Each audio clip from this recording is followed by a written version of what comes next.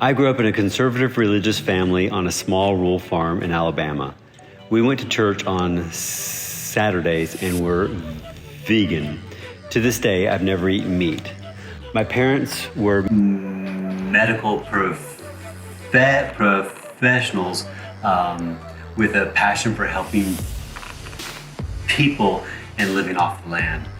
I grew up in a pretty creative home. My mother made most of our clothes and all of our food, and there was always creativity going on.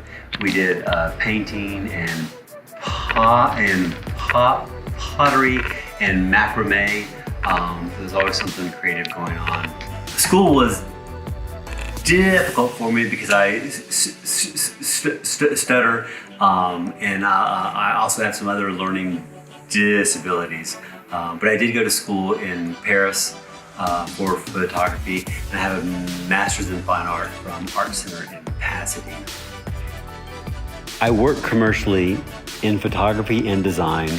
I have a studio that I renovated from an old storage building in Tuscumbia, Alabama. This is my studio. I basically it's just a big open space. So this is the garage where we do woodworking, welding, casting, and we do some glass work.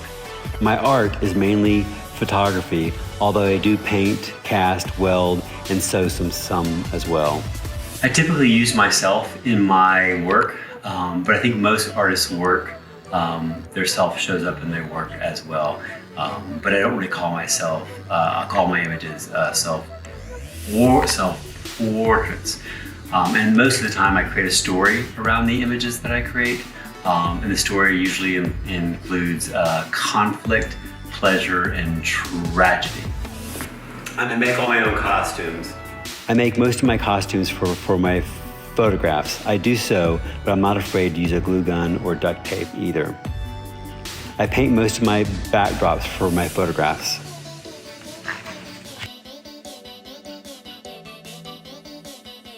These are some life casting busts that I made that ended up here because I didn't know what else to do with them after I used them. So my wife likes to scare people in the woods with them.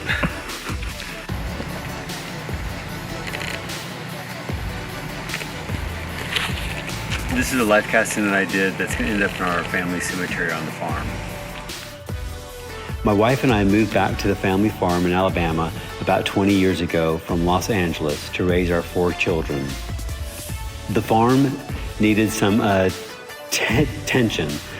I bought some cows because I needed their poop to fertilize the fields. I ended up getting ancient white part cows. My kids call them biblical cows because they date back to 45 BC. I got some bees because I needed them to pollinate the orchard, but I also like honey, and I ended up really liking the bees. We are really just weekend farmers, but it keeps me and my dad busy, and we like it.